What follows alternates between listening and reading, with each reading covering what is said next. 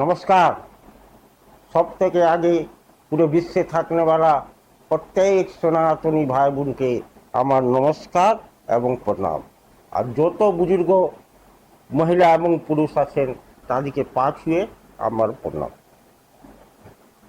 এবার আসি, এবার এই হেজিটেশনগুলা আজকে সব শেষ হয়ে গেল। এবার বিকাশের কাজ কাল থেকেই পুরো জোর গতিতে আপনারা ভারতের মধ্যেও বাংলার মধ্যেও দেখতে পাবেন। জানেন, এই সবের পিছনে সব থেকে বড় হাত আছে কংগ্রেস। কংগ্রেস যখন থেকে সেন্ট্রালের সত্তা থেকে হেঁটেছে, মানে বিনা কুর্সির আর বিনা পাওয়ারের এই বিদেশি ছোকরাটা থাকতেই পারছে না। আর ওর একটা বিদেশি মাছ, ও যেভাবে ট্রেপে ফাঁসিয়ে রাজীব গান্ধীর সঙ্গে বিয়ে করে ভারতে রাজত্ব করতে চেয়েছিল, কিন্তু তার সেই মোটো ফুলফিল হতে দিল না মাননীয় শরদ পাওয়ার মহোদয়।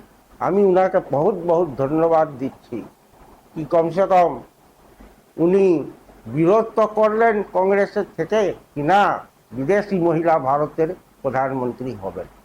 তখন মানালেন উনি ডক্টর মনমোহন সিং। জানেন উনি কেমনি প্রধানমন্ত্রী বানিয়েছিলেন? যে আমেরিকায় যে হোয়াইট হাউসে এমনি করে দাঁড়িয়ে থাকতো, মনে হয়তো আমেরিকার চাকর। কি করে রেখেছিলে তোমরা? এই জন্য তো তোমাদের তো তখন সুপ্রিমো ছিল সোনিয়া না তোমার, আর তুমিও না স্টেটমেন্ট দিয়েছিলে নিজের বয়ে। তোমার যে বুক পাবলিশ হয়েছে doctor Manmohan Singh, ex prime minister, আপনি ওটাতে বলেছিলেন कि पार्टी सुप्रीमो के प्रति प्रधानमंत्री जी को उनका आदेश मानना जरूरी होता है।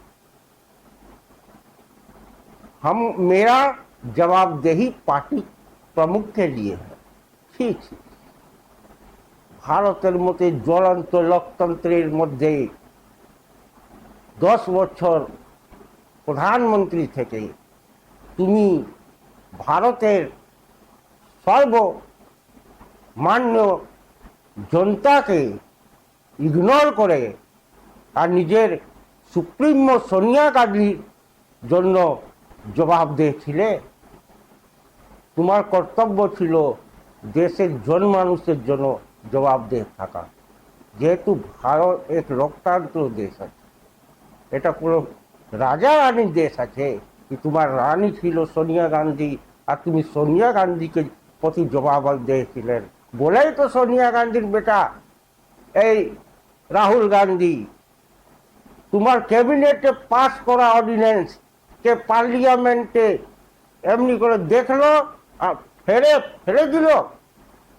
এত মজার! ওই একটা মামুলি এমপির কি ছিল, ও ম্যাডামের বেটা ছিল বলে এইভাবে দেশকে নষ্ট করেছে। আগে তো নেহরু পরিবার করলো, এবার এই stamp paper doctor Mallick Joshi, ওহো সরি, ডক্টর এই যে সিংকে বসিয়েছিল, ও মালিকের আদেশ মেনে মেনে দেশটাকে বরবাদ করলো। যাকে যত ঘোটালা করার আছে কর, আমাকে কিছু দেখা, আমাকে না খাবার আছে না কিছু করার আছে, আমাকে খালি ম্যাডামের আদেশ মানার আছে। ম্যাডাম যে বলবেন আমি সেই করব, আর করে দেশটাকে একদম গড়তে পৌঁছে। ভগবানের অনেক কৃপা ছিল কি মাননীয় মোদীজিকে 2014-তে ভারতের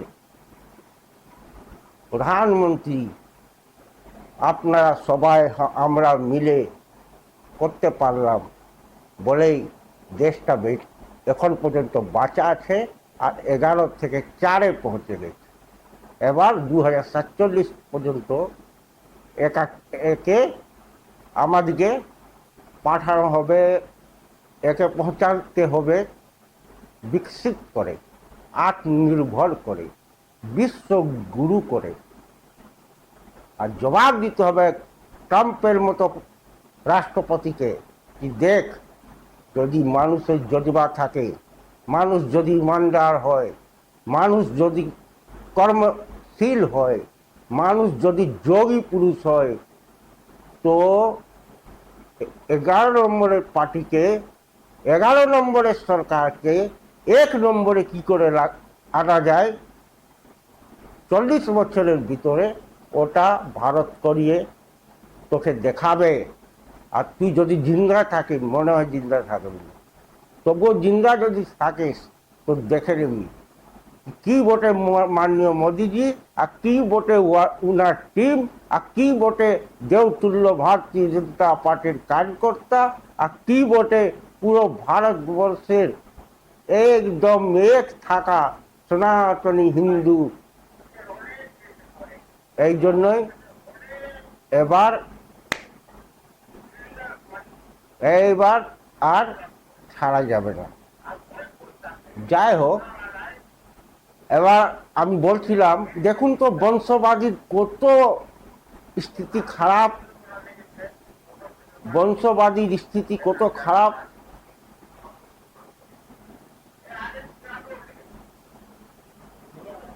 हमको डिस्टर्ब हो रहा, বংশবাদীর কি পজিশন হয়ে এসছে। কালকে যখন লোকসভায় এই মুদ্রায়, এই যে মুদ্রা কালকে আনা গেল এই পেপার লিকের নিয়ে, ওটাতে কেবল বংশবাদীর লোকরাই বলতে পারলো, কেনে অভিষেক ছাড়া আর কেউ ছিল না কার তৃণমূলের যে ওখানে কিছু বলতে পারে। অখিলেশ আর ওর বউ, এই দুজনা ছাড়া আর কেউ ছিল নাই। রাহুল আর প্রিয়াঙ্কা ছাড়া কংগ্রেস আর নেতা ছিল নাই। কি মানে এদের মানসিকতা হয়ে গেছে, এরা কেবল পরিবারকে আগে বাড়াবার জন্য, পরিবারের জন্য ধন জমা করার জন্য, পরিবারকে পাওয়ারফুল রাখার জন্য ভারতকে লুটার কাজ করে দাদা ভাইরা।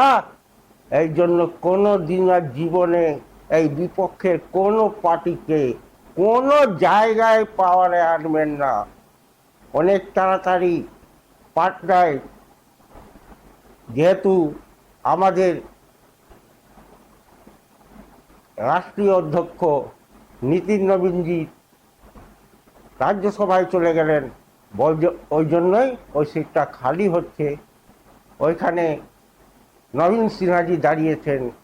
আমি পাটনায় থাকনেওয়ালা প্রত্যেক সনাতনী ভাই বোন, কাকা কাকি, মেশামেশি কে নিজের দিক দিয়ে অনুরোধ করছি যেন আপনারা নবীন সিনহা মহোদয়কে ওইখানে ম্যাক্সিমাম ভোট দিয়ে ভারী মাত্রায় জিতাবেন, এটা আমার অনুরোধ। যাই হোক, আমি আজকাল এই ভিডিও এখানেই শেষ করছি, আর আপনাদের থেকে অনুরোধ করছি আমার ভিডিও যেন বেশি বেশি সাবস্ক্রাইব করুন, লাইক করুন, শেয়ার করুন এবং ফলো করুন। আমার ভিডিও যত আগে বাড়াবেন তত প্রত্যেক সমাজের মানুষকে আমি কিছু কিছু নিজের কথা বলে উনাদিকে, গ্রামের মানুষকে বেশি করে আমি চাইবো এটা শেয়ার করা যাক, যাতে উনারা অল্প কনসার্ন হোক এবং ভারতীয় জনতা পার্টি আর সনাতনী পার্টিকে সব সময় নিজের পাশে রাখে। এই বলেই আমি নিজের ভিডিও শেষ করছি। ভারত মাতা কি জয়, বন্দে মাতরম, জয় শ্রীরাম।